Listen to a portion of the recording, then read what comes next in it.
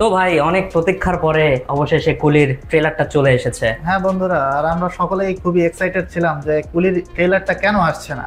আর বলতে না বলতেই আমাদের সকলের অপেক্ষার অবসান ঘটিয়ে অবশেষে কুলির অফিসিয়াল ট্রেলারটি সান পিকচার্স ইউটিউবে মুক্তি পেয়েছে। তো বন্ধুরা, আগে ট্রেলারটি দেখে আসবো, তারপর আমরা বলবো যে ট্রেলারে সামনের দিকে কি হবে বা কেমন কি হবে, আমরা একটু মতামত রাখবো। আসলে চলুন তাহলে দেখে আসি যে লোকেশের এই মুভিটি কেমন হতে চলেছে। তো বন্ধুরা, 1 2 3 স্টার্ট। ஒருத்தன் பிறந்த உடனே அவன் எவன் கையில சாகுனான்னு நெத்தில எழுதிருக்குன்னு நினைக்கிறேன்.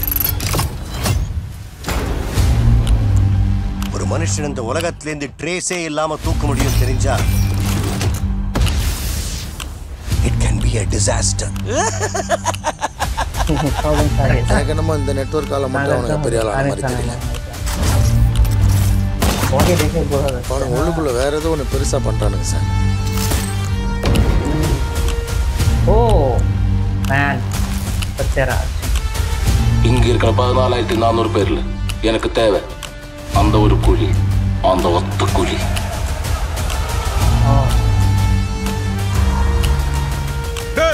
ஒரு இடம் விடாம தோட்டம் இறக்குங்கடா.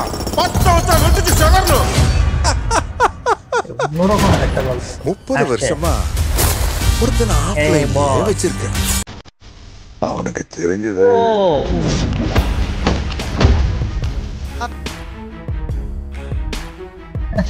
বস অনিরুদ্ধ, ரஜினி. எனக்கு லேவுனா எங்கேயோ பார்த்த மாதிரி இருக்கு.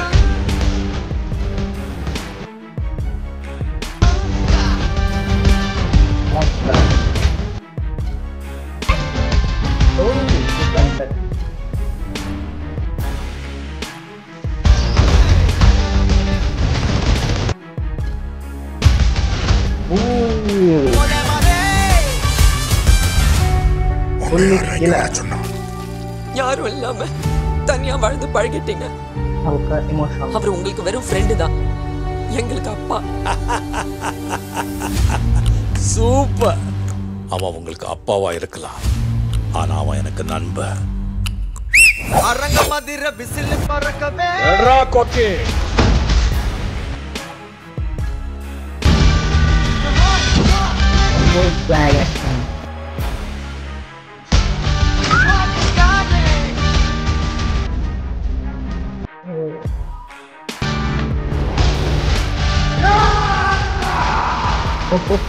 সবার চোখে মুখে দিয়ে একদম। ও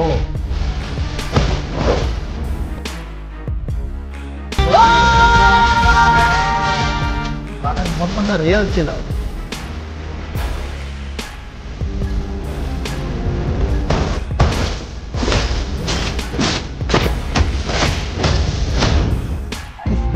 இந்த தேவா பத்தி தெரிஞ்சிருந்தோ என்கிட்டயே விளையாடி இருக்கேன். ও ফ্ল্যাশব্যাক। Bye bye bye. ও ভাই, ফাইন, একদমই। ও কি ছিল মানে ওই শেষ ফিনিশিংটা আসলে মানে বুঝতে দিচ্ছে না যে সে আসলে কিরকম খেলোয়াড়। আসলে এই গ্যাংস্টার মুভিতে এরকম ধরনের এলিমেন্টস তো আবার এতগুলো ক্যারেক্টার মিলিয়ে মাই অস্থির। আর আমির খানের এটা কি লুক দিছে, একদম মানে শরীরে ট্যাটু, হাতে বন্দুক। আসলে আমরা তো কল্পনাও করিনি যে এতগুলো ক্যারেক্টার কি এরকম ভাবে মিক্স আপ করবে এবং এরকম একটা ট্রেলার কাট আমাদেরকে প্রেজেন্ট করবে। আসলে আসলে ভাই সিটি মারার মতো। আমি তো অলরেডি সিটি মেরেও দিয়েছি। আসলে আমার কাছে লোকেশের এবারের যে বিরিয়ানিটা সে পাকিয়েছে না, একদম আগুন ধরাবে, এটা ধরাবে এরকম শিওর। হ্যাঁ আসলে আর ভেতরে কিছু একটা তো অবশ্যই আছে, এর উৎপত্তি, এর ব্যাকগ্রাউন্ড, কিভাবে সে আসছে, কিছু না কিছু অবশ্যই আছে। হ্যাঁ আসলে ট্রেলারে আমরা যেটা বুঝলাম যে নাগার্জুনা বলেন বা আমির খান বা সত্যরাজ এবং সবিন স্যার সবারই আলাদা আলাদা প্লট আছে। হ্যাঁ উপেন্দ্র আছে, তো শ্রুতি হাসানকেও দেখা গেল এখানে। ওখানে বলেছে যে শ্রুতি হাসানের যে বাবা সে হয়তো বা রজনীকান্ত স্যারের হচ্ছে ফ্রেন্ড। হ্যাঁ মানে মানে মুভির ভিতরে এক কথায় অনেক ধরনের মশলা পাবা তুমি। আসলে মাসালা ফিল্ম হিসেবে আমরা অবশ্যই লোকেশ কানাগরাজের প্রতি একটা থ্যাঙ্কসফুল। অবশ্যই। আর আমার তো মনে হচ্ছে এবারে যে যুদ্ধটা ওয়ার 2 আর কুলির ভিতরে একদম সমানে সমানে হবে। ট্রেলারটা দেখার পর তো আসলেই সেরকম লাগলো। বিজিএমটাও কিন্তু ভালো লাগে। অনিরুদ্ধ তো মানে আসলে অন্য রকমের একটা বিজিএম সেট করে, যেটার প্রমাণ সে এই যে গানটাতে দিয়েছে। টোটালি আমার কাছে যেটা মনে হলো যে the hype is Real, perfectly Real আসলেই।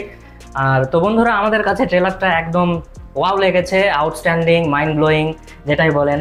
আর স্ক্রিন প্রেজেন্স, মানে সকলকেই স্ক্রিন প্রেজেন্স দেওয়া হয়েছে, ট্রেলারেও দেখানো হয়েছে। তো বন্ধুরা, আমাদের কাছে তো অস্থির লেগেছে, আপনাদের কাছে কেমন লেগেছে তা অবশ্যই নিচে কমেন্ট করে জানাতে ভুলবেন না। আর হ্যাঁ বন্ধুরা, আমাদের রিয়াকশন ভিডিওটি যদি আপনাদের কাছে ভালো লেগে থাকে তাহলে অবশ্যই লাইক করবেন, শেয়ার করবেন, আর অবশ্যই সাবস্ক্রাইব করতে কিন্তু ভুলবেন না। তো বন্ধুরা, অবশ্যই সাবস্ক্রাইব করবেন, আর দেখা হচ্ছে আগামী কোনো ভিডিওতে। সে পর্যন্ত সকলে সুস্থ ও সুন্দর থাকবেন। ধন্যবাদ। Okay, let's go.